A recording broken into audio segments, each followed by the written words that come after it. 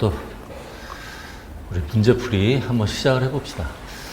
자, 일단 그 문제풀이 3개월 기간 동안 여러분들 이제 복습 또 문제가 어떤 식으로 나올 수 있는지에 대한 내용으로 문제풀이를 할 거고요.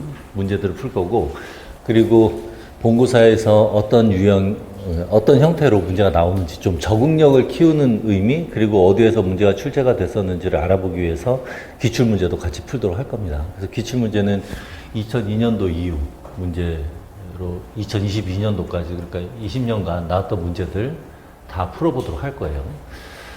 일단 문제풀이 관련돼서는 여러분들이 이제 일단 복습한다고 생각하세요.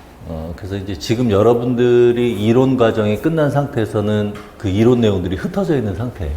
그리고 일반 과정에서 뼈대를 만들고 이론 과정에서 살을 붙였다고 한다면 문제풀이 기간 동안에는 좀 세밀화하는 작업. 그래서 문제풀이 기간 동안은 여러분들이 이론 과정을 복습하고, 그리고 앞의 내용과 뒤의 내용이 섞여진 문제를 통해서 전체적인 그 생물학의 내용을 큰 그림을 통해서, 큰 틀에서 볼 수가 있어요. 그러다 보면 여러분들이 일반 잘 모르는 길 갈 때는 되게 가까운 거리도 멀게 느껴지지만, 자주 왔다 갔다 하다 보면 전체적인 지도, 맵이 그려지면 가깝게 느껴지잖아요. 문제풀이를 통해서 방대한 생물학 이론적인 지식이, 이론적인 내용이 좀 적은 내용으로 보일 수가 있어요. 그래서 문제풀이 기간 동안에는 복습도 하고, 그리고 앞의 내용과 뒤의 내용을 연계해서 생각하도록 하세요. 이 생물학이라는 게 단편적인 지식들로만 쭉 나열된 형태가 아니라 앞에서 배웠던 부분이 다 뒤에서 적용이 되는 것이기 때문에 섞어서 연계하면서 공부할 필요가 있습니다. 그런 식으로 여러분들이 그 문제풀이 내용들을 접하면 되고요. 이번에 문제풀이용 문제들 좀 본고사 형태로 바꿀까 했는데, 그렇게 되면은 한 문제당 여러분들에게 물어볼 수 있는 내용이 적어질 수밖에 없어서, 여러분들이 지금 뭐 문제 간단하게 풀어봤듯이 하나의 문제당 또 작은 문제들이 여러 개가 있습니다. 그런 작은 문제들이 작성 방법에서 물어보는 문제가 될 수가 있어요. 작성 방법을 보면 2개에서 3개 정도 문제가 있죠. 그래서 여러분들 본 그 각 문제별로 제공된 그 작은 문제들, 그 큰 문제 속에 있는 작은 문제들이 작성 방법 각각 하나의 문제가 될 수가 있고요. 또는 여러분들이 봤던 그 작은 문제들 2개, 3개가 작성 방법의 한 문제로 또 묶여서 출제가 될 수가 있으니까, 이 문제풀이에 나와 있는 문제들, 그 내용들은 잘 숙지하도록 합시다. 그리고 뭐 추가적으로 여러분들이 이론 과정을 공부하면서 추가적으로 거기에다가 넣어줘도 되고, 문제풀이 하면서 또 추가적인 내용을 얘기를 할 테니까 그 내용들을 또 추가적으로 그 노트 같은 데다가 기입을 해주면 좋습니다. 그래서 문제풀이 기간 동안에는 문제만 풀면 안 되고요. 당연히 이론 과정에서 배웠던 내용들을 계속해서 복습을 해줘야 됩니다. 그래서 문제풀이 기간 동안에는 복습을 한 최소 4-5번은 해줘야 되겠죠.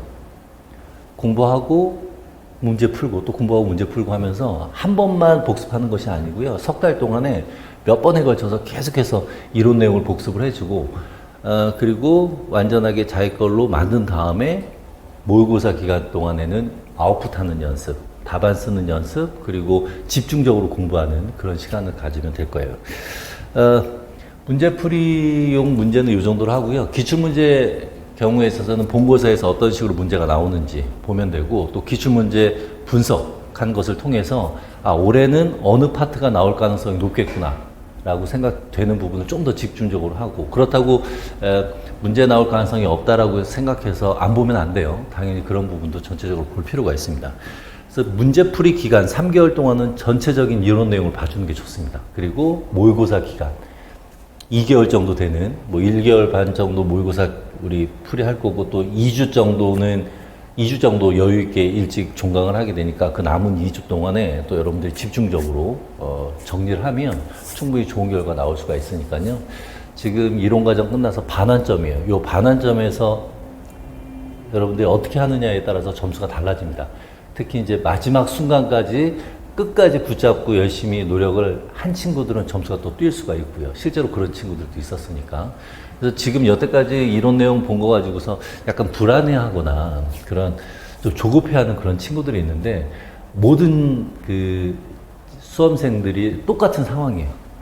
준비된 정도도 비슷할 거고 불안한 감정도 비슷할 거예요.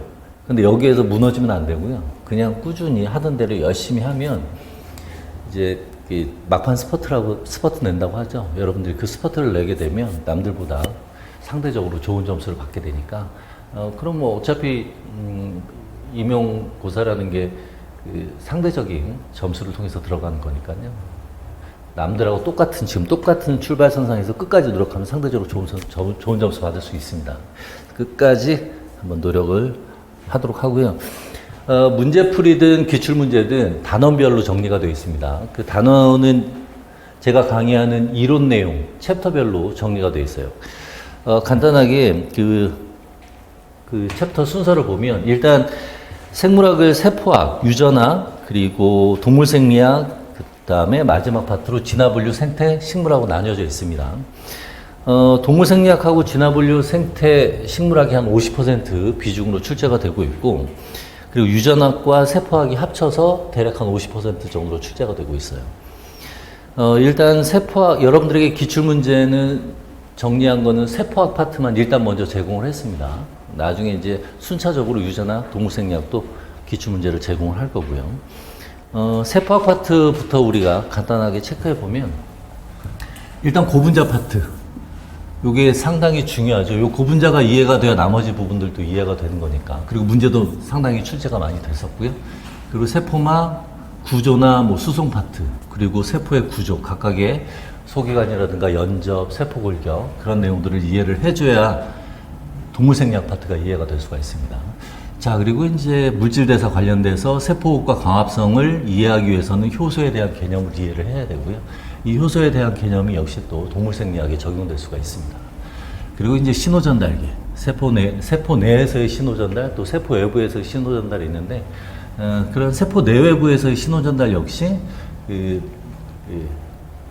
뭐 유전학이라든가 동물생리학 파트에서 다 적용이 되니까 이런 내용들 단편적으로 이해하지 말고요. 여러분들이 이론 내용에서 뒷부분들, 유전학, 동물생리학 또는 식물학 이런 부분들을 다 배웠으니까 그 내용과 같이 연계해서 보도록 하세요.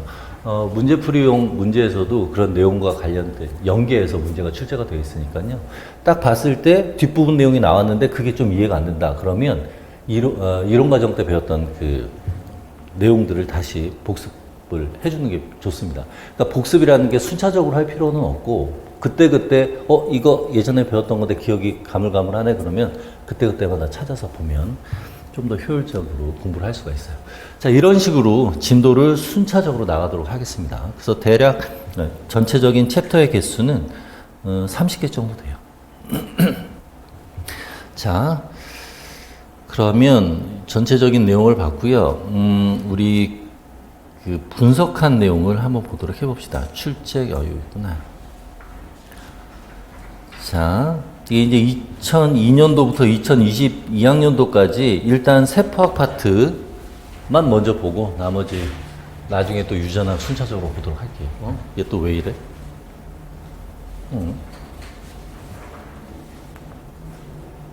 신호전 왜 안 돼?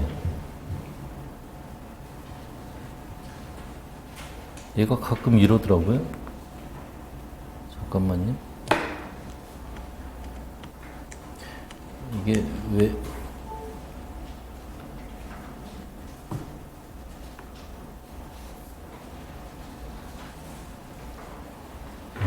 됐다.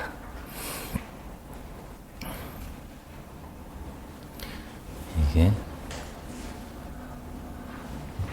자, 그래서 2002년도, 2022학년도까지 전체 챕터에서 몇 년도에 또 몇 문제 정도가 출제가 됐는지를 정리한 건데 지금 보면 지금 그리고 2009년도, 2013학년도까지는 그 객관식이었습니다. 그래서 문항수가 좀 많은 편이에요. 지금 여기에 나와 있는 28문항 또 16, 17문항은 교과로는 제외하고요. 2교시, 3교시 때 교과론하고 전공 내용학을 같이 보는데 전공 내용학의 개수만, 문항 수만 써준 겁니다. 그래서 전체 17문항, 요즘에는 17문항이 나오고 있어요. 2교시, 3교시 때 전공 내용학과 관련돼서는 17문항, 그리고 전체 점수로는 교육학까지 포함해서 100점 만점에 56점이 전공 내용학에 해당합니다. 자, 지금 보면요. 그전에 비해서 좀 많이 출제가 되고 있죠. 5문항씩 세포학 파트에서 출제가 되고 있습니다. 좀 출제가 많이 되고 있는 편이었어요. 그리고 출제 경향을 보면 뭐 앞부분은 뭐 좀 출제 유형이 약간 다르니까 우리가 서술형으로 바뀐 2014학년도 이후부터 보면요. 고분자 파트는 꾸준히 나오고 있습니다. 그래서 고분자 파트는 무조건 여러분들이 알아둬야 되고요. 세포막 파트가 요즘 좀 많이 출제가 됐어요. 그리고 구조 파트도 꾸준히 초기에 비해서는 꾸준히 출제가 되고 있습니다. 그런데 효소 파트하고 세포 파트는 초기에는 서술형 초기에는 좀 출제가 됐다가 요즘에 출제가 많이 안 되고 있어요. 출제가 잘 안 되고 있는데 한동안 안 됐기 때문에 출제가 될 가능성이 높습니다. 그래서 출제가 이제 될 때는 예전에 출제됐던 기출 내용 관련된 문제가 출제가 되거나 또는 새로운 내용이 출제가 될 수가 있어요. 뭐 출제가 될 만한데 안 된 것들. 예를 들면 미트디트 피트에서는 종종 출제가 됐는데 출제가 안 된 것들. 그런 것들이 출제될 수가 있는데 그런 것들 출제가 될 때는요. 처음 출제가 되기 때문에 어려운 내용이 출제가 되지 않고 기본적인 내용이 출제가 될 수가 있으니까 출제가 되지 않았던 부분을 공부할 때 물론 이제 자세히 공부하면 좋지만 최소한 기본적인 내용은 알아두도록 합시다. 최소한. 그러니까 기출된 내용만 보면 안 돼요. 기출되지 않은 내용도 여러분들이 최소한의 내용은 알아둘 필요가 있습니다. 이게 출제가 될 가능성이 좀 높은 편이긴 해요. 자, 그 다음에 이제 광합성 파트는 계속 출제가 됐어요. 예전에는 띄엄띄엄 출제가 됐는데 요즘에 자주 출제가 되고 있습니다. 자, 그리고 세포 신호 전달 파트는 뭐 이거는 이제 동물생리 파트에서 신호 전달과 관련된 내용이기 때문에 그것과 연계해서 볼 수가 있는데 신호 전달과 관련돼서는 뭐 띄엄띄엄 출제가 된다? 뭐 이 정도로 생각을 하면 되고요. 자, 그렇다면 우리가 어떤 챕터 부분에서 출제될 가능성이 높다 정도는 예상을 할 수가 있는데 그러면 각 챕터에서 어느 부분에서 출제가 됐었는지 한번 보도록 할게요. 일단 첫 번째 챕터 고분자 파트를 보면 주로 단백질입니다. 그죠? 주로 단백질에서 이러한 내용들이 출제가 됐어요. 그리고 연도를 보면 단백질 파트가 계속 나오다가 2022학년도까지 안 나왔고 지금 여러분들은 2023학년도 준비를 하고 있으니까 만약에 이 고분자 파트에서 또 출제가 된다고 한다면 단백질 파트에서 나올 가능성이 높겠죠. 그리고 고분자 파트에서도 보면 특히 여기 PKA 구하는 식 그리고 직접 물어본 적도 있었고요. 알아야 문제를 풀 수 있는 적도 있었습니다. 그래서 이거는 이 방정식은 무조건 알아두도록 하세요. 기본적인 거니까. 고분자 파트에서 탄수화물 같은 경우는 단량체 물어봤었고, 그리고 지질 파트에서는 거의 뭐 세포막과 관련된 내용이기 때문에 거의 이 내용 자체는 나오진 않았지만 분석 방법과 관련돼서는 미트디트 피트 쪽에 옛날에 한번 출제가 됐었기 때문에 그냥 우리 단원별 문제풀이용 문제를 통해서 개념만 이해하고 넘어가도록 합시다. 자, 그 다음에 이제 단백질 파트는 무조건 알아둬야 되고요. 단백질 파트도 보면 출제가 될 부분이 보면 정제 분석 PI, PKA 관련된 얘기가 쭉 나옵니다. 근데 요 서열 결정하는 문제가 예전에 12학년도에 출제가 됐었기 때문에 2023학년도 10년 정도 지났으니까 객관식으로 출제됐던 문제가 서술형으로 나올 수도 있습니다. 예전에 객관식으로 출제됐던 예를 들면은 뭐 진화분류 파트에서 그 종명을 쓰는 문제 객관식으로 2번 나왔었다가 쭉 한동안 안 나오다가 서술형으로 3번 출제가 됐었어요. 그러니까 객관식으로 나왔던 문제가 서술형으로 전환돼서 나올 수가 있는데 서열 결정하는 문제가 뭐 기입형이든 뭐 좀 더 확대된 형태로도 문제가 나올 수가 있습니다. 요번에 공개 모의고사에서 관련된 문제를 출제를 했었는데 풀어본 학생들 같은 경우는 알 수 있을 거예요. 어떤 식으로 출제가 될 수가 있는지. 그래서 이러한 서열 결정과 관련돼서 아미노산 서열 결정과 관련돼서는 효소가 어떤 아미노산 부위를 절단하는지를 알아야 돼요. 예전 객관식 때 효소가 어떤 아미노산을 절단해야 되는지 알아야 풀 수가 있었기 때문에요. 이것도 이따가 보면서 또 분석을 해봅시다. 그러니까 여러분들이 이 자료를 응용을 하는 그 방법이 방금 내가 얘기한 것처럼 한동안 안 나왔으니까 출제가 되겠구나 이런 식으로 개념을 잡으면 됩니다.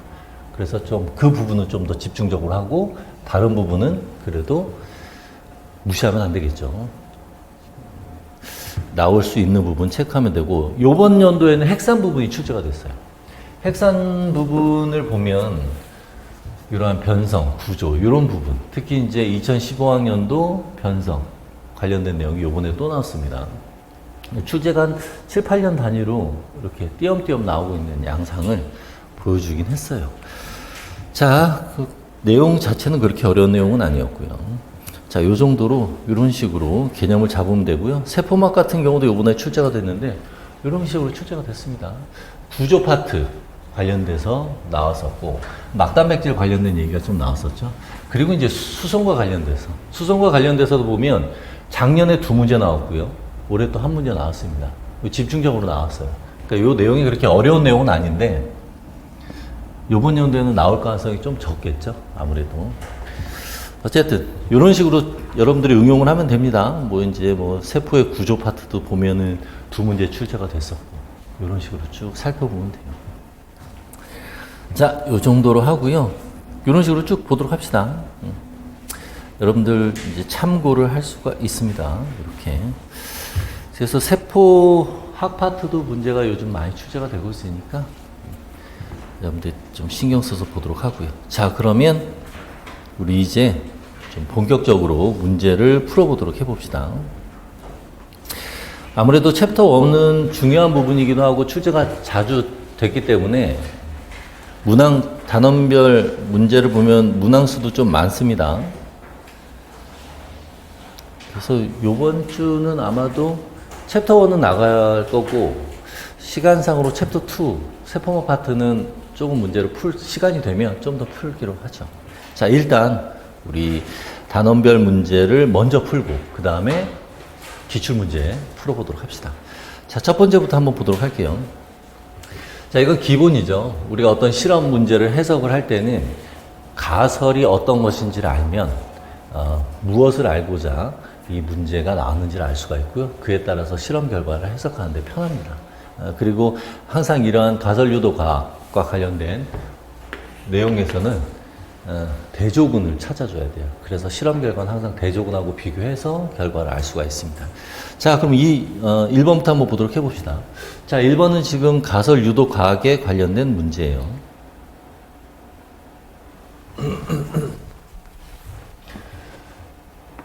여러분들 이제 문제 간단히 풀어봤겠지만, 지금 여기에서 보면은 A가 T세포의 증식을 촉진하는 현상에 대해서 관찰했다라고 되어 있죠. 그래서 이제 관찰할 내용 가지고서 가설을 잡고 그에 따라서 실험을 한 겁니다. 자, 그래서 1번 문제 보면 여기서 A를 처리하고 B를 처리하는데, B의 경우에 있어서는 발현량을, 인터루킨2의 발현량을 증가시킨다. 이렇게 되어 있습니다. 그럼 이제 인터루킨2가 왜 증가하는지를 실험을 통해서 봤느냐라고 한다면, 이 인터루킨2가 T세포 증식과 관련이 있기 때문에 그런 것이죠. 자, 그래서 일단 이 문제의 기본 개념을 먼저 잡아보면, 자, 지금 이 사람은 A라는 애가 T 증식을 유발한다는 것을 알게 된 거예요. 자, 그럼 이 T 증식을 이제 관찰을 통해서 알게 된 것이죠. 관찰을 통해서. 자, 그래서 알고 봤더니 이 T 증식과 관련된 시도카인이라는 게 인터루킨2라는 것이 있는지를 알았어요. 항상 가설 유도과학은 자기가 알고 있는 기본적인 지식 가지고서 가설을 세우는 겁니다. 인터루킨2가 T세포에서 분비가 되면 T세포는 그에 대한 수용체가 있으니까 그것을 받아들여서, 즉 자가 분비를 통해서 증식이 일어날 수가 있습니다. 자, 그러니까 이 사람은 T 증식과 관련된 인터루킨2에 이 A가 관여를 할 것이다 라고 가설을 세웠고요.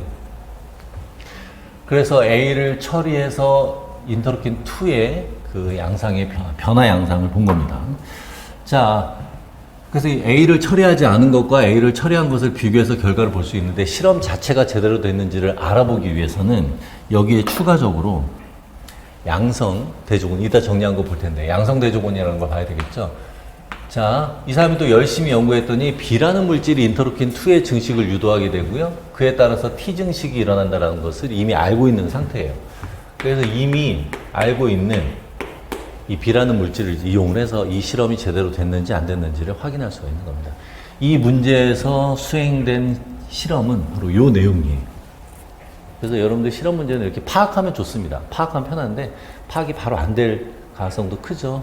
그럴 때는 이제 실험 결과를 대조하고 비교하면 되는데, 특히 이 가설과 관련돼서는요, 여기에 주로 언급이 되고 있으니까, 문제에서 언급이 되니까 여러분들 문제를 볼 때는 가설과 관련된 어떤 내용을 보고자 하는 것인지 먼저 찾고, 그 다음에 실험 방법 보고 결과를 해석해 주면 되겠습니다. 자, 그러면 이 가설 유도 과학과 관련돼서 여러분들이 알아둘 만한 내용 정리를 했는데, 그 얘기를 안 했구나.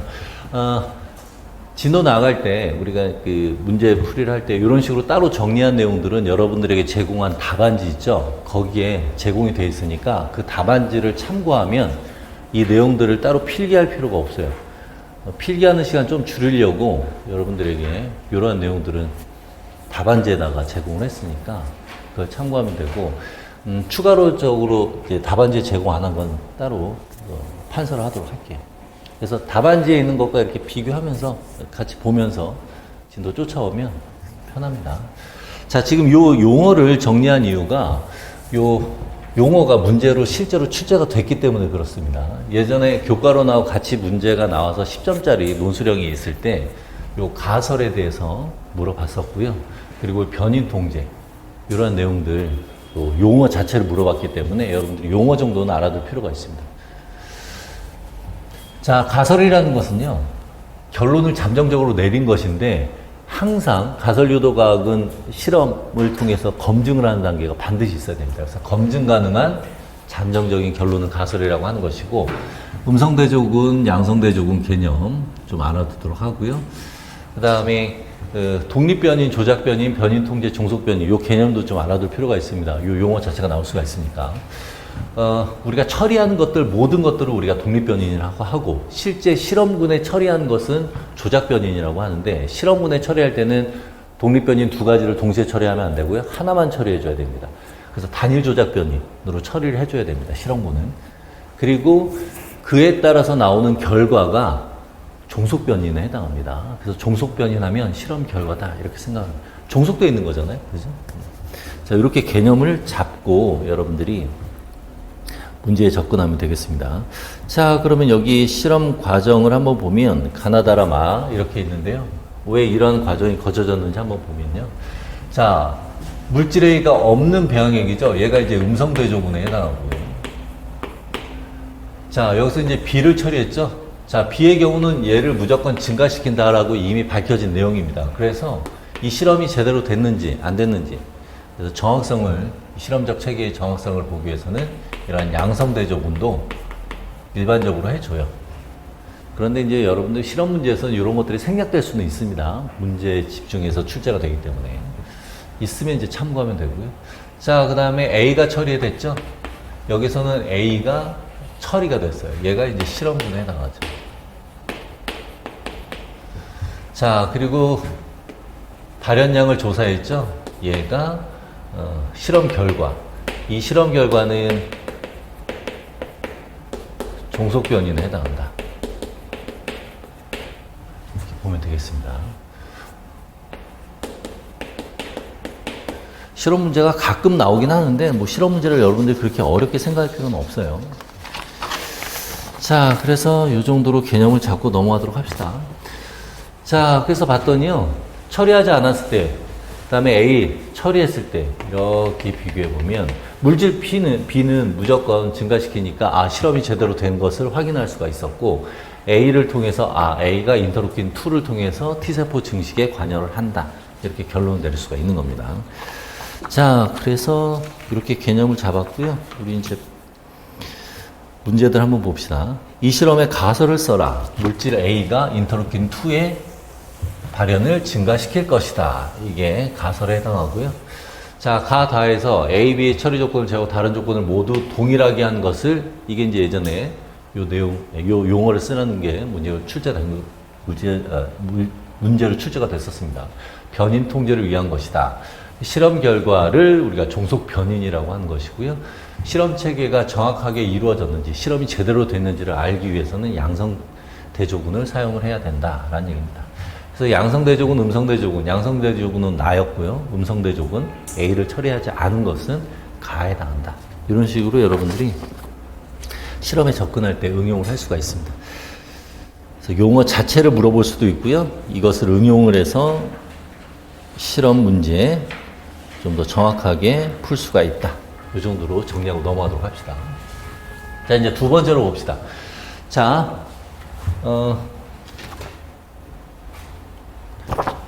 우리 생물이라는 것을 생물의 몸 구성 자체를 보면요.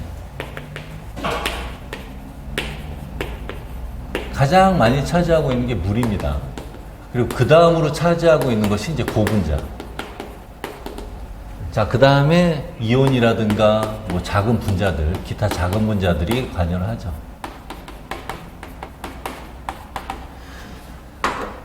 자, 특히 이제 고분자 같은 경우, 고분자라고 하면 되게 다양한 원소가 사용될 것이라고 생각하지만, 고분자 하면은 단백질, 핵산, 지질, 탄수화물이잖아요.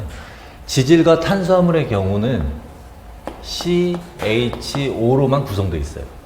그리고 단백질과 핵산은 추가적으로 N이 관여하는 겁니다. 이 네 가지 원소가 고분자를 형성하는 거예요. 특히 이제 핵산하고 단백질은 N을 가지고 있기 때문에 이 대사 과정을 통해서 질소 노폐물이 형성될 수가 있겠죠. 자, 그래서 우리가 생물을 공부할 때 항상 전공서들 앞부분, 특히 일반 생물학 책 앞부분 보면 물부터 다루게 됩니다. 이게 가장 중요하기 때문에. 그래서 물 분자라는 것은 이 생물의 기능과 아주 관련성이 높습니다. 그래서 물 분자를 먼저 이해를 해줘야 되는데, 자, 물 분자의 모든 관련된 내용은 이 극성 분자라는 것 때문에 유발될 수가 있습니다. 자, 요 극성 분자라는 것은 물이 산소와 수소의 공유결합이 형성될 때 이 극성이 유발될 수가 있죠. 그래서 이 극성이라는 것은 분자 내에서 공유결합이 형성 시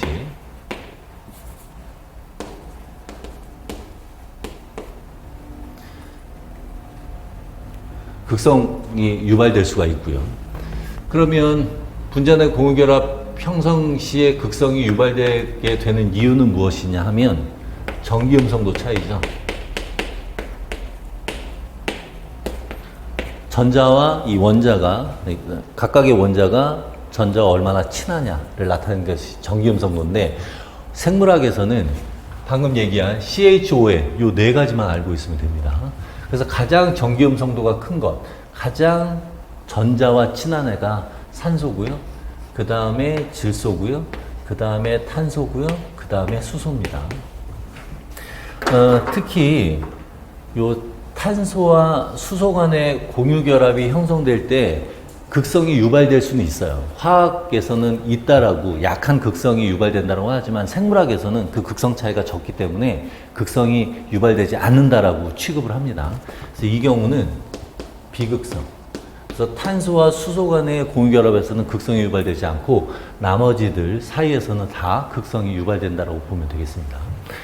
자, 그럼 이러한 극성이 유발되기 때문에 극성 물질에 대해서, 극성을 띠는 물질,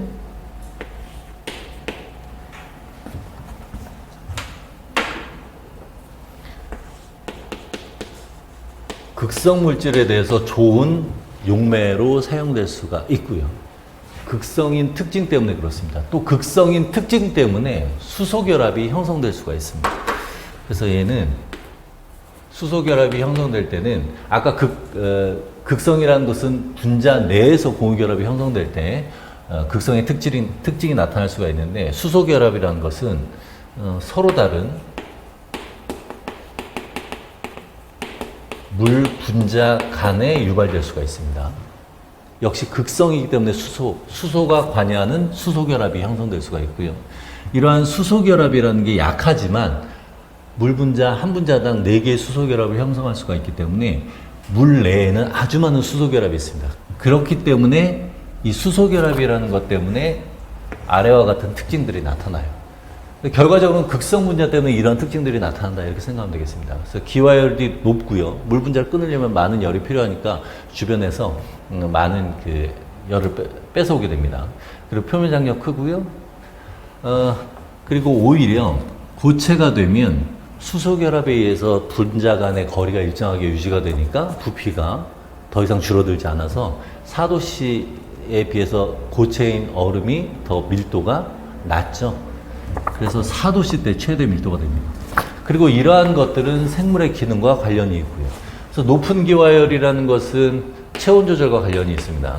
이 체온 조절과 관련돼서는 체온을 떨어뜨리기 때문에 체온 조절이 가능한 것이고요. 강한 표면 장력이라는 것은 물 수송과 관련이 있는데 특히 이제 식물의 체관을 통한 물 수송과 관련이 있습니다. 그런데 여기 이제 추가적으로 표면 장력만 관련이 있는 것이 아니고요. 응집력도 관련이 있고요. 또 여기에 증산작용도 관련이 있는데 물수송과 관련돼서는 증산작용이 가장 크게 작용한다. 이렇게 식물학에서 다뤘었죠. 자, 그 다음에 4도시에서 최대 밀도를 갖고 있다라는 내용이 또 식물학 파트에서 아직 생태학 파트에서 문제로 종종 출제가 됐습니다. 그래서 이 C의 경우에 있어서는 수중 생태계가 유지가 될 수가 있는 거.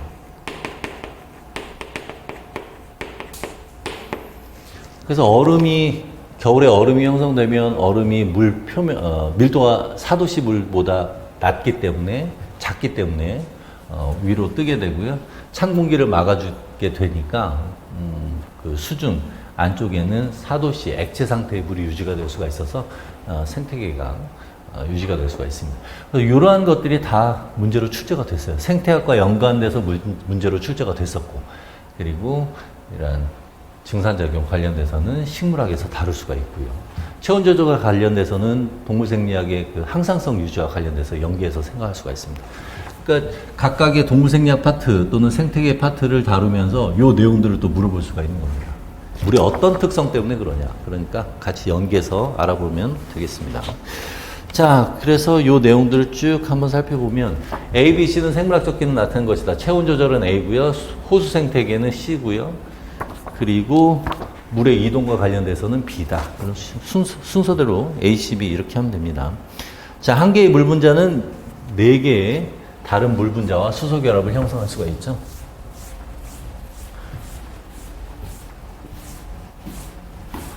뭐 기본적인 거죠. 여기 이렇게 있을 때 극성이라는 것이 여기 델타 플러스, 여기도 델타 플러스인데 여기서 델타 마이너스 하나만 형성되는 것이 아니라 수소가 여기 있으니까 위쪽에 델타 마이너스, 요 아래쪽에 델타 마이너스 이러한 극성이 유발될 수가 있습니다. 그래서 다른 물 분자의 수소와 수소 결합, 또 다른 물 분자의 수소와 수소 결합이 일어나고 이 물 분자의 수소는 다른 물 분자의 산소와 또 다른 물 분자의 산소와 수소 결합이 일어날 수가 있기 때문에 4개가 형성될 수가 있죠.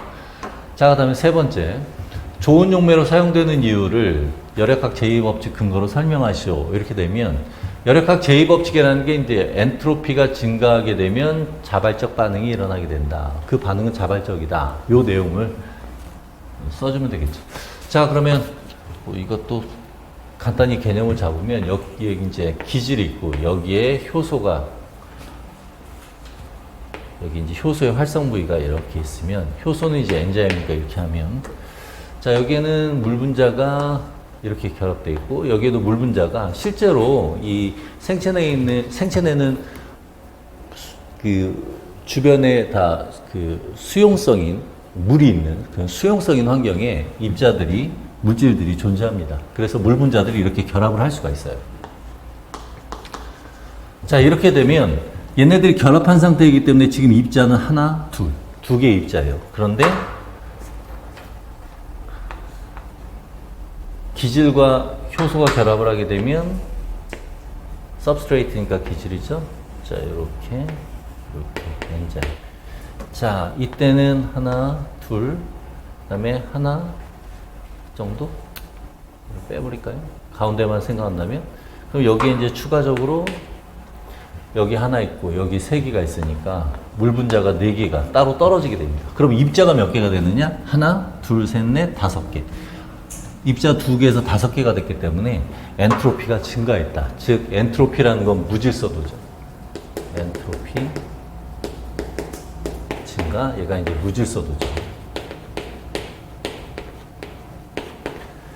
그래서 무질서도가 증가했기 때문에 이 반응은 자발적 반응이 됩니다. 자, 요 개념은 삼투압하고도 연계해서 생각할 수가 있습니다. 여러분들 이제 삼투압이 높아진다, 낮아진다. 그에 따라서 삼투 현상에 의해서 물이 이동한다. 이 삼투 현상의 개념은 또 수우 포텐셜로 표현을 할 수가 있겠죠. 지금 이 상태에서는 입자를 두 개로 봅니다. 이 상태에서는 입자가 5개예요. 어디가 삼투 농도가 높아요? 오른쪽이 삼투 농도가 높죠.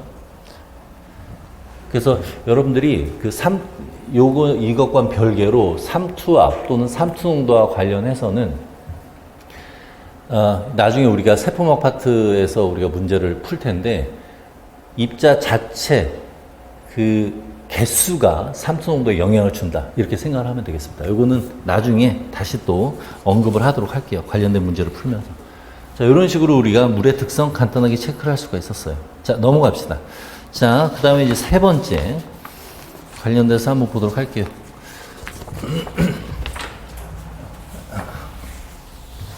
자, 여러분들 동일한 내용이라 하더라도 문제에서 출제되는 그래프의 형태가 달라질 수가 있습니다. 일반적으로 우리가 pKa와 관련돼서 적정 곡선을 얘기할 때는 이런 식으로 표현을 합니다.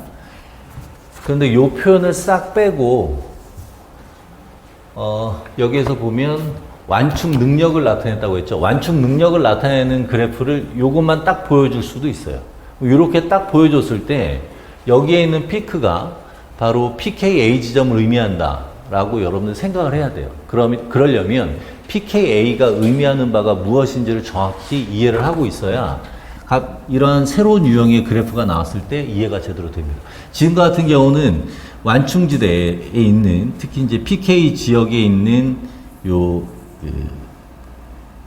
이 적정 곡선을 가지고서 A 곡선을 같이 표현했으니까 이해하기가 쉽지만 만약에 적정 곡선을 표현하지 않고 A 곡선만 제공을 하게 되면 여러분들이 또 적응하기 알아보기가 힘들겠죠. 그래서 새로운 유형이 나올 때 제대로 이해를 하려면 정확하게 개념을 알고 있어야 문제를 풀 수가 있습니다.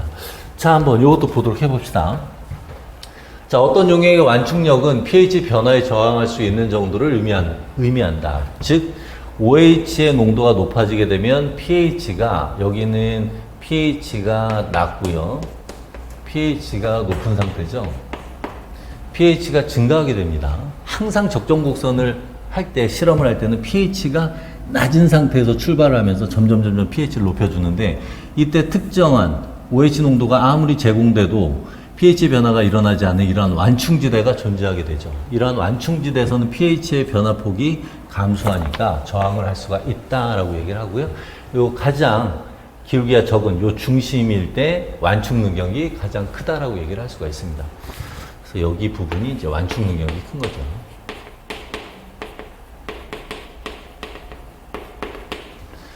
자, 그럼 이제 요 개념에 대해서 한번 살펴보도록 할게요. 자, 지금 보면 여기다가 쓰면 되겠네요. 자, 우리가 이제 pKa 식을 만드는 공식, 방정식 어떻게 구해지는지 다시 한번 이해를 해보도록 합시다. 자, HA라는 물질이 있어요. 수소이온이 결합됐다 떨어질 수 있는 그런 물질이 있는데 얘는 당연히 이런 식으로 헬이 됐다가 다시 또 결합하는 그런 과정을 거칠 수가 있습니다. 특히 얘가 수소이온을 주변에 제공을 하죠. 그러니까 얘는 산이고요. 수소이온을 제공하는 물질은 산이고 수소이온을 주변 수용액에서 제거하는 물질은 염기입니다. 지금 산이 염기가 되면서 이때 헬이 상수, 우리가 이것을 KA라고 하는 것이고요. 이것을 KA, 헬이 상수. 이런 개념들을 이해할 필요가 있습니다. 자, 그러면 KA라는 건 어떻게 구할 수가 있느냐? 헬이 상수니까요. 헬이가 된 정도를 나타내는 것이죠.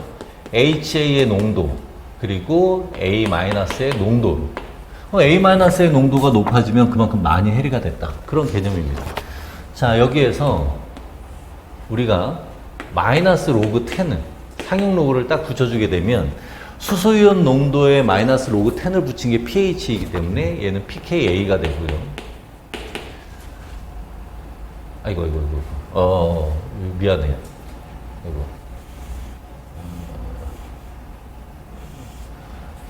해리된 게 A-만 있는 게 아니죠. 미안. H 해리된 물질을 다 써줘야 되죠. 그래서 H 플러스 여기다 곱해줘야 됩니다. 미안해요. 자, 그래서 이렇게 곱해주니까 왜 좌변에 로그 10을 붙이면 우변도 로그 10이 붙여주죠. 마이너스 로그 10. 마이너스 로그 10 H 플러스는 pH입니다. 그리고 나머지 부분, 요 부분 역시 로그 10이 들어가게 되면 여기서 마이너스이기 때문에 여기서 마이너스 로그 10이 되고요. 여기 HA, A 마이너스. 자, 아까도 얘기했듯이 HA는 해리되면서 수소연을 제공할 수가 있으니까 얘가 산이고요. A 마이너스는 주변 수소연을 자기가 결합해서 제거할 수 있으니까 얘가 염기가 되는 겁니다. 염기라는 문제.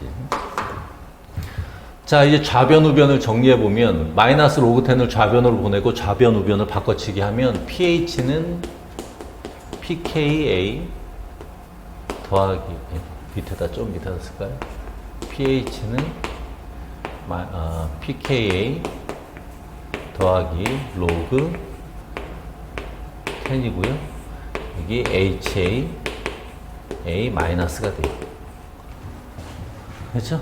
자, 여기에서 여러분들이 이제 pH하고 pKa 헷갈리면 안 되는데, 이 pH는 우리가 pH 미터기로 직접 측정을 해서 결과값을 알 수 있는 거예요. 그 얘기는 특정 분자가 물에 녹아져 있을 때 그 물에다가, 그러니까 그 수용액에다가 pH 미터기를 넣고 측정한 값이 pH입니다. 그러니까 이 pH는 수용액의 pH고요.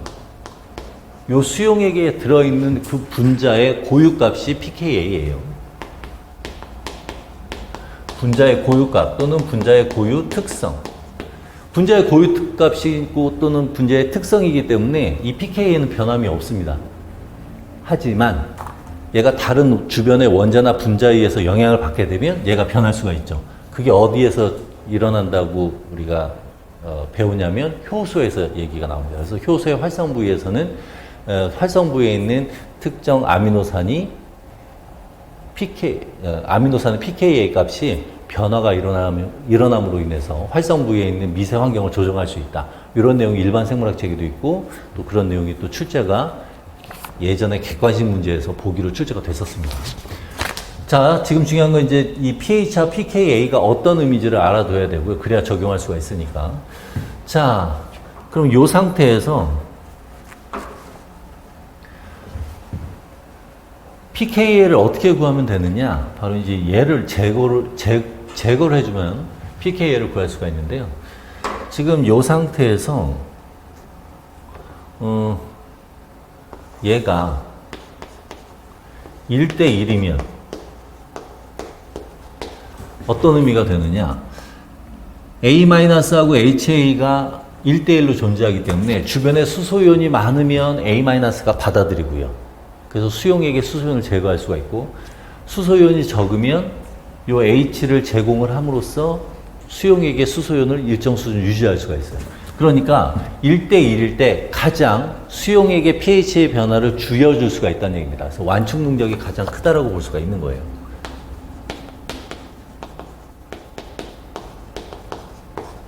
그리고 이렇게 완충 능력이 클 때, 얘 1대1이면 0이 되니까 그때의 수용액의 pH는 이 분자의 pKa가 되는 겁니다. 그래서 이때 pH가 pKa가 돼요.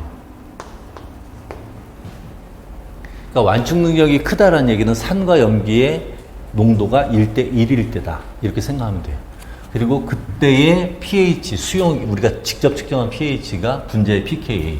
그러니까 지금 완충 능력이 가장 크다라고 돼 있으니까 이때의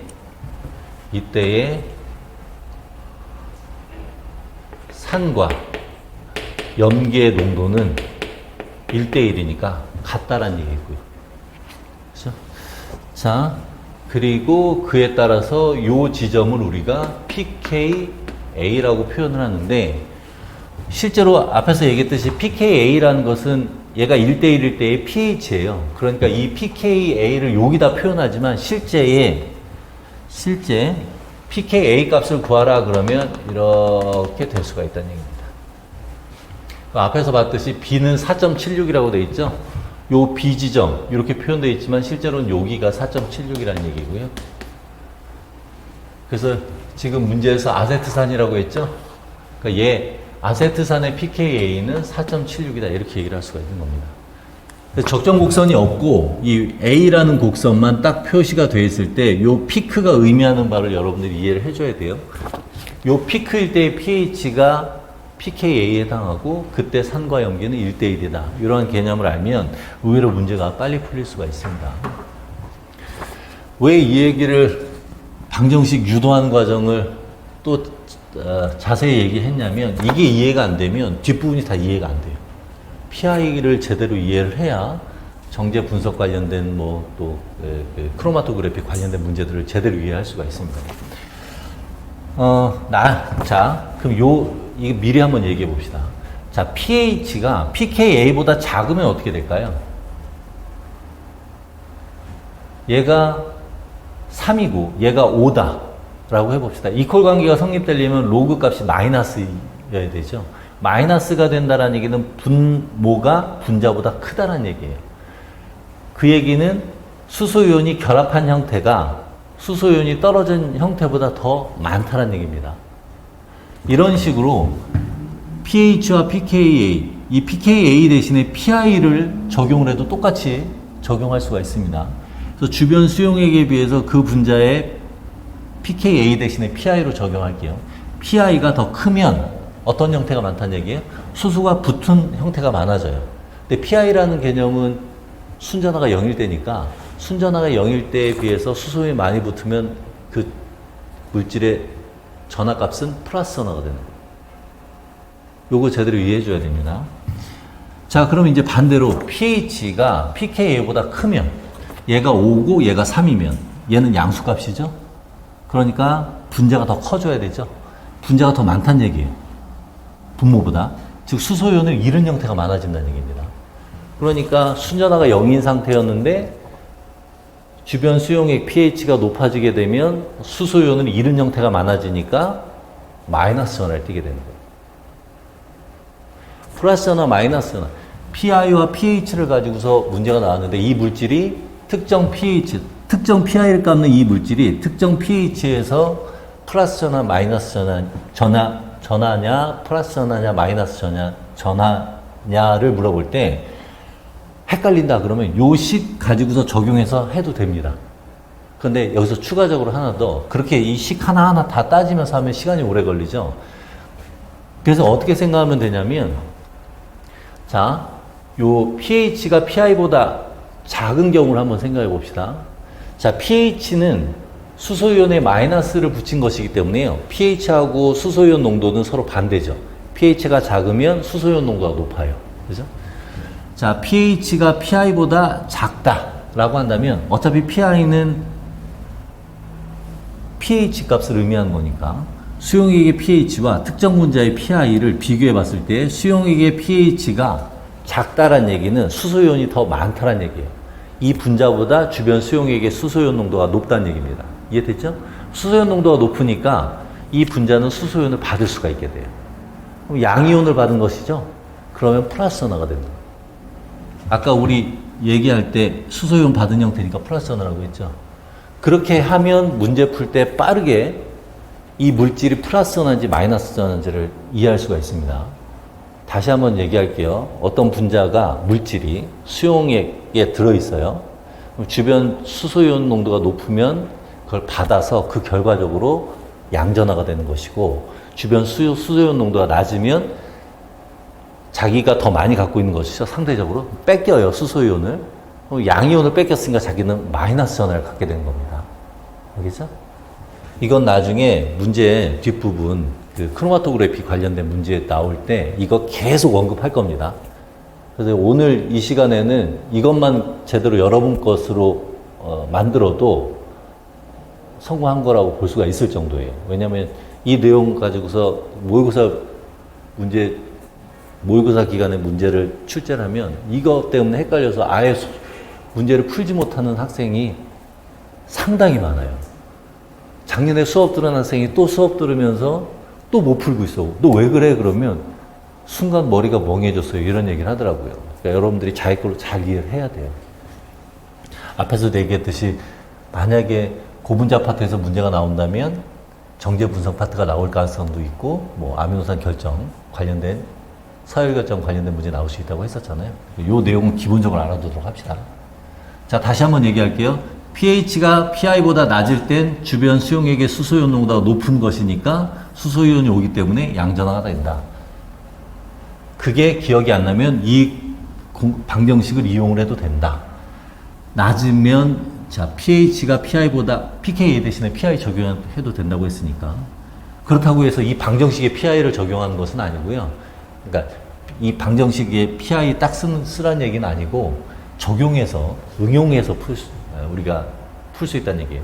pH가 PI보다 작으면 등식이 성립하기 위해선 마이너스 값을 가져야 되니까 수소이온 붙은 형태가 많아야 된다. 그래서 양전화예요. 알겠죠? 매해 첫 시간에 항상 이걸 강조하는데 강조하면서 이 얘기 하거든요. 근데 이해를 완전히 이해하지 않고 그냥 넘어가는 친구들도 많아요. 그래놓고 나중에 뭐 나중 되면 내가 뭐 그때 공부 따로 하지 뭐 이러고 넘어가면 지금 들으면 아는 거 같지만 나중에 또 모릅니다. 그러면 모의고사 때도 몰라요. 시험 볼 때도 몰라요. 그러니까 지금 알아두도록 하세요. 만약에 이해가 안 됐잖아요. 쉬는 시간에 물어보도록 하세요. 알겠죠? 문제 풀면서 또 언급을 계속 하도록 할게요. 자, 넘어가도록 합시다. 그러면 이제 우리 한번 문제를 쭉 한번 보도록 해보죠. 개념을 이해했으니까.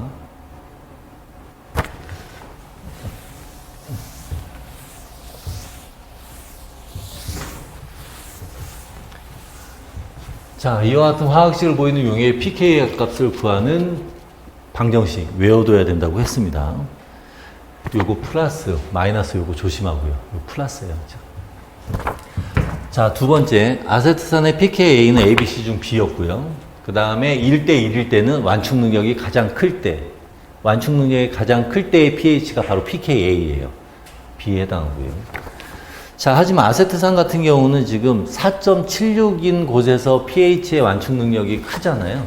근데 실제 혈액의 경우에 있어서는 혈액의 pH는 대략 한 7.2에서 7.4 정도 됩니다. 그러다 보니까 혈액의 pH에서 완충 능력을 할 수가 없기 때문에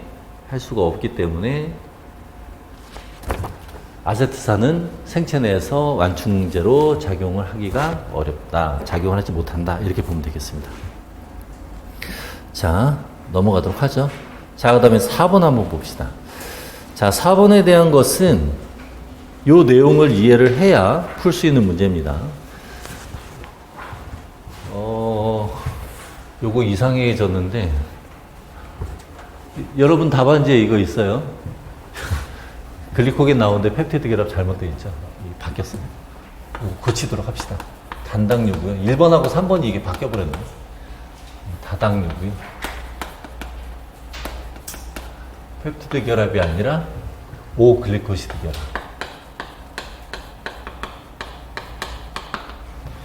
그리고 3번은 아미노산이고요. 그 다음에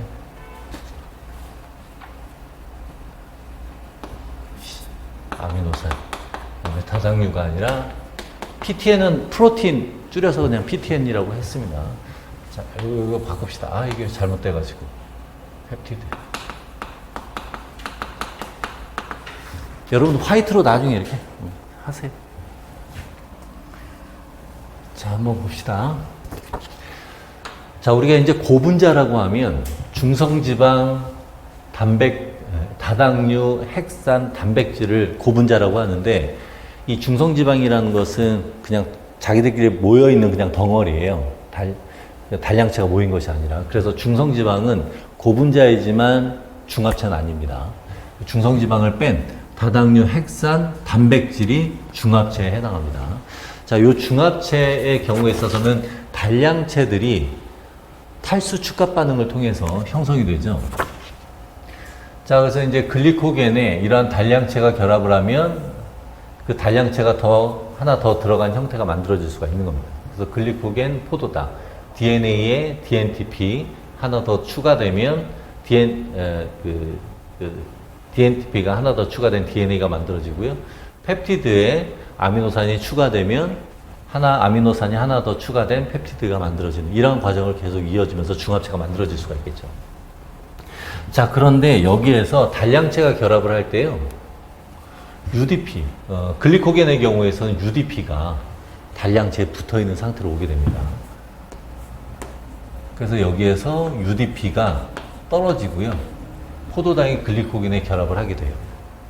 떨어지는 건 단량체 결합한 물질이 떨어지는 거예요.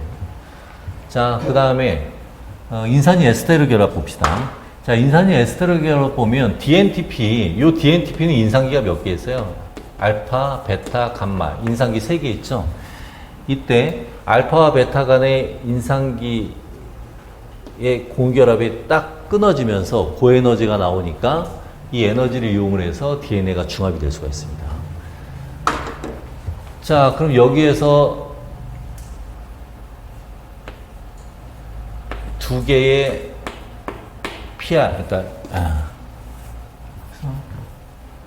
PI가 나올 수가 있고요. PPI, 피로인산이죠. 자, PPI는 피로인산입니다. 인산기 두 개 결합한 형태. 자, 얘네들은 다시 한번 또 절단이 되면서 무기인산 두 개의 형태로 바뀌게 되죠.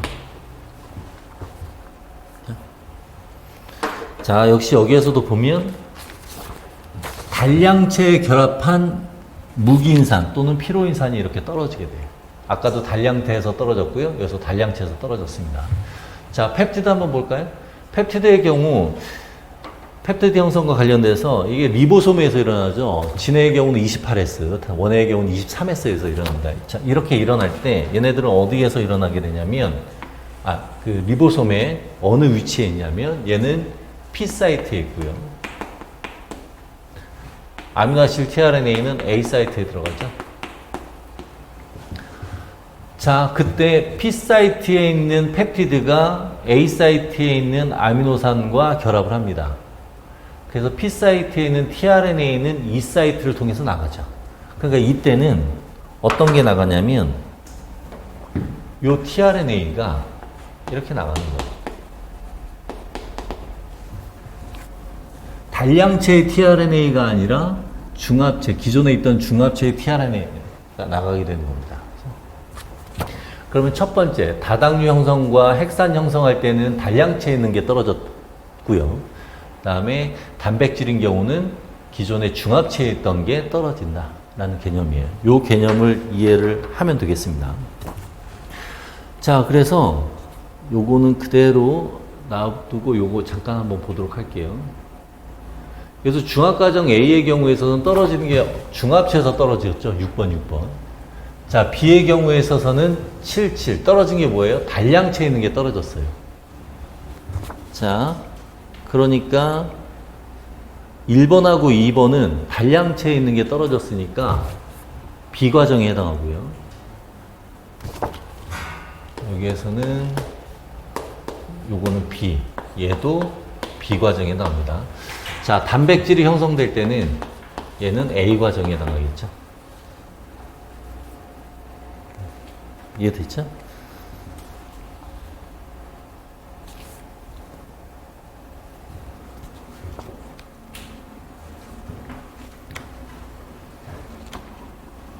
자, 요 정도만 이해하면 되겠습니다.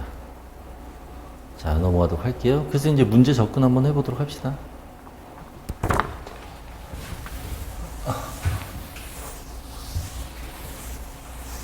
단백질 형성할 때는 A 과정, 다당류와 핵산 형성할 때는 B 과정이다 볼 수가 있었어요. 자, 그래서 한번 봅시다. 글리코겐의 합성에 관여하는 기작은 B 과정이고요. 이때 떨어지는 물질이 뭐예요? UDP. 자, 핵산 합성에 관여하는 기작 관련돼서 7번에 해당하는 것, 뭐 피로인산일 수도 있고요. 또는 뭐 두 개의 무기인산이 떨어진다 이렇게 얘기할 수도 있겠죠. 자, 펩티드 형성 관련돼서는 A 기작에 해당하고 이때 떨어지는 것은 기존 펩티드의 결합되어 있던 tRNA가 떨어진다. 이렇게 볼 수가 있는 겁니다. 자, 요 개념만 좀 잘 이해하면 되고, 그리고 예전에 요거 출제가 됐었죠. 그때 이제 진화 분류 파트에서 출제가 됐었던 요 에테르 결합. 자, 진정세균과 진핵생물은 글리세롤과 지방산 간의 공유결합이 에스테르 결합에 해당하지만 고세균은 에테르 결합이다라는 점. 이것도 기본이죠. 넘어가도록 합시다.